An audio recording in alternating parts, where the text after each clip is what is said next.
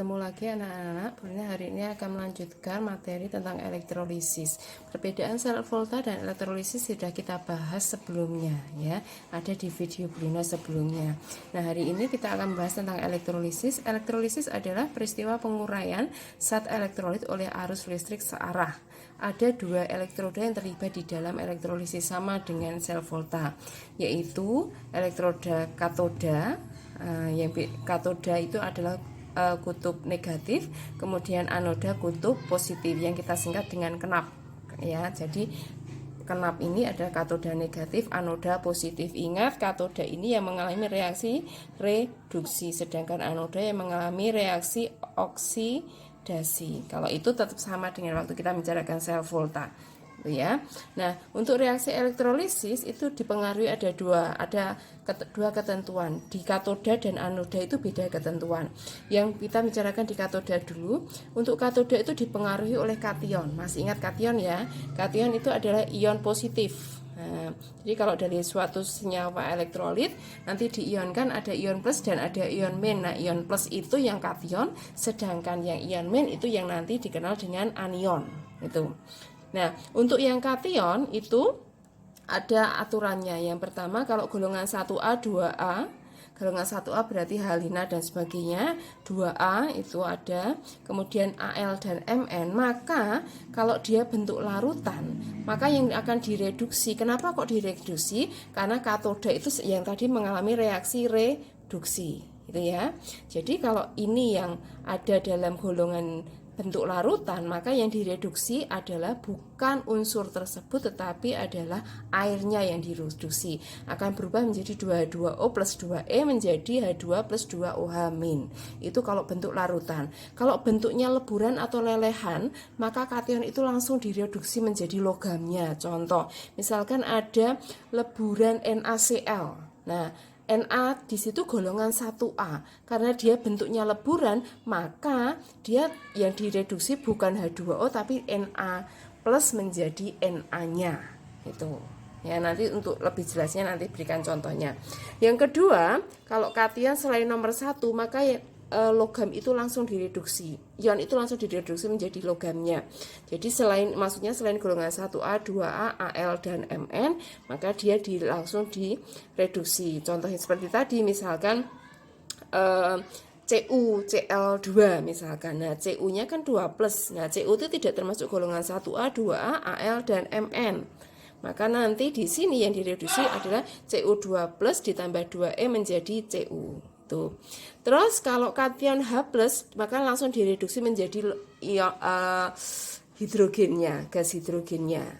Itu ya. Jadi misalkan ada HCl, itu HCl kan ionnya H+. Nah, H+ itu nanti akan langsung diubah menjadi H2 untuk di katodanya. Nah, sedangkan untuk anoda itu dipengaruhi oleh elektroda. Maksudnya elektroda itu adalah apakah dia elektroda inert atau tidak. Yang dimaksud elektroda inert itu stabil ya. Dia stabil, yaitu hanya ada 3, yaitu karbon, PT platina dan AO emas. Jadi elektroda inert itu hanya 3 ini. Di luar ini berarti dia tidak inert gitu.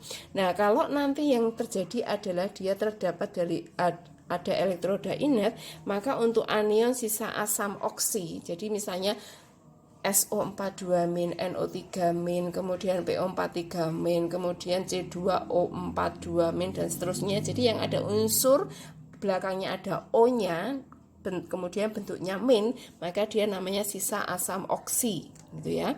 Akan dioksidasi, reaksinya berubah menjadi ini 2H2O menjadi O2 plus 4H plus dan 4 elektron. Kalau dia elektroda inert kemudian tapi jenisnya bukan sisa asam oksi tapi FClBrI golongan 7A, maka itu yang akan langsung diubah menjadi logamnya, diatomiknya. Jadi kalau ini X- ya. Nah, kalau dia X- akan berubah menjadi X2 ditambah 2E. Misalnya F- akan berubah menjadi F2 ditambah 2 elektron gitu. Kalau termasuk elektroda inert tapi anion OH-, ya. Maka yang dioksidasi adalah OH- menjadi O2 ditambah 2H2O plus 4E. Contohnya apa? Misalkan ada KOH. Nah, OH-nya kan dia OH- ya, yang belakang OH-. Nah, itu langsung diubah jadi ini. Itu, ya. Kemudian itu tadi kalau elektrodanya inert. Bagaimana kalau yang tidak inert atau elektroda aktif? Jadi inert tadi stabil, ya. Kalau elektroda aktif berarti selain yang C, PT, dan AU, maka elektrodanya dioksidasi langsung sesuai dengan elektrodanya di situ. Nah, contohnya bagaimana ini lebih jelasnya, gitu ya. Contoh pertama, reaksi elektrolisis larutan NaCl dengan elektroda C. Di sini kita lihat dulu. Ada elektroda C. Elektroda C berarti di sini yang dimaksud adalah termasuk ini tadi yang inert, ya, inert. Artinya nanti yang anodanya akan dipengaruhi oleh entah A, B, C, ya.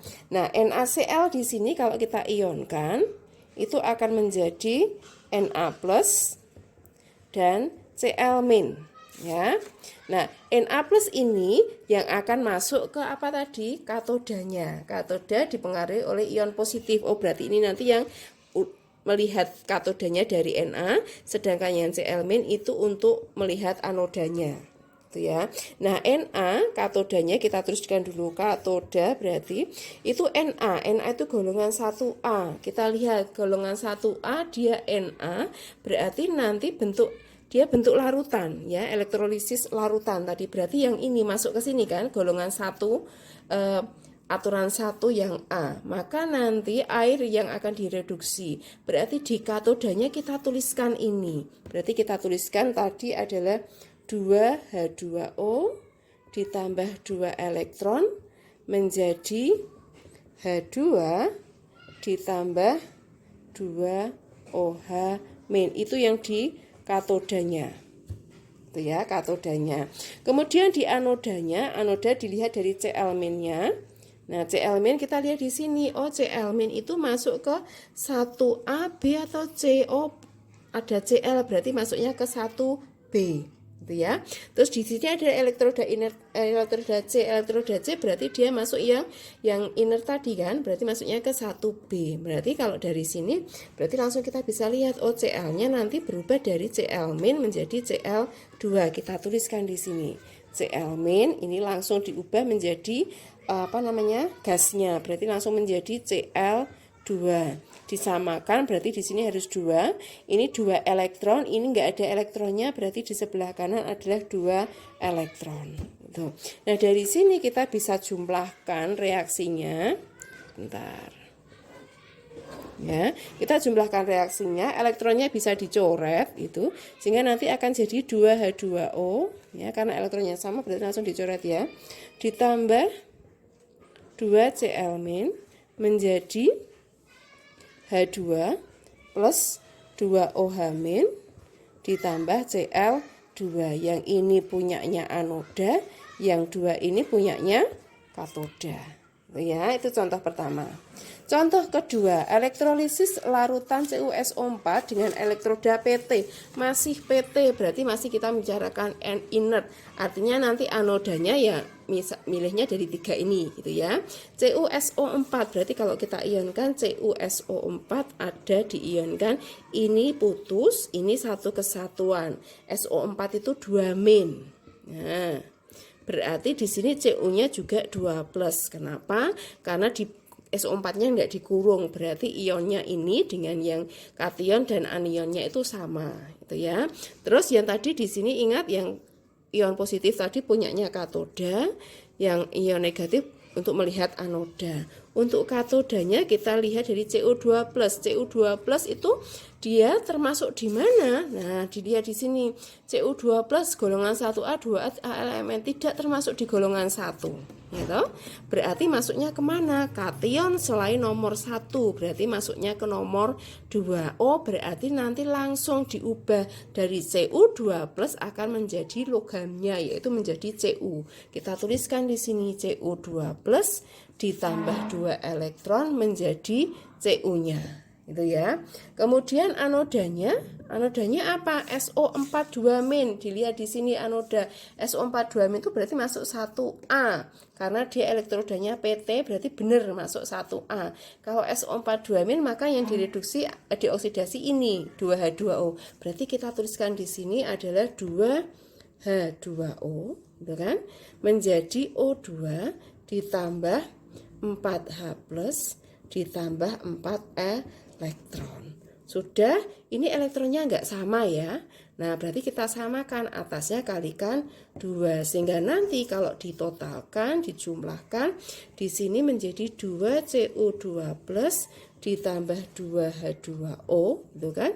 Ini nanti elektron dicoret menjadi 2Cu ditambah O2 ditambah 4H+. Yang ini punyanya anoda, yang ini punyanya katoda. Itu ya. Contoh selanjutnya, contoh ketiga. Elektrolisis larutan AgNO3 dengan elektroda perak. Nah, berarti di sini elektrodanya tidak inert. Ya toh, karena bukan C, bukan PT, bukan AU. Berarti ini maksudnya adalah elektroda yang aktif. Yang bagaimana kita lihat nanti. Kita buat dulu AgNO3, kita ionkan akan menjadi Ag+ ditambah dengan NO3-. Karena ini satu kesatuan, NO3 itu ionnya -1. Berarti ini dengan ini sama, ya toh? Ag berarti ionnya juga +1. Oke, ini untuk melihat katoda, yang ini untuk melihat anoda. Berarti katodanya kita lihat Ag+, termasuk di golongan 1? Tidak. 2 tidak, Al dan Mn bukan. Berarti masuknya kemana? Ke sini lagi, ya toh? Berarti kita langsung reduksi menjadi logamnya. Maka di sini Ag+ akan menjadi Ag-nya, gitu kan? Ini plus elektron, ya. Terus NO3- itu untuk anoda. NO3- kita lihat NO3- ada di sini, juga ada di sini juga pasti. Tapi di sini adalah permasalahannya tadi elektrodanya adalah elektroda aktif perak, maka tidak mungkin di nomor 1. Ya. Berarti kita masukkan ke nomor 2. Nah, kalau dia masuk ke nomor 2, maka yang dioksidasi adalah logamnya tadi. Nah, logamnya siapa? Bukan NO3-, bukan, tapi logamnya siapa? Dalam hal ini adalah logamnya Ag. Ya, ini yang nanti akan kita buat di anodanya.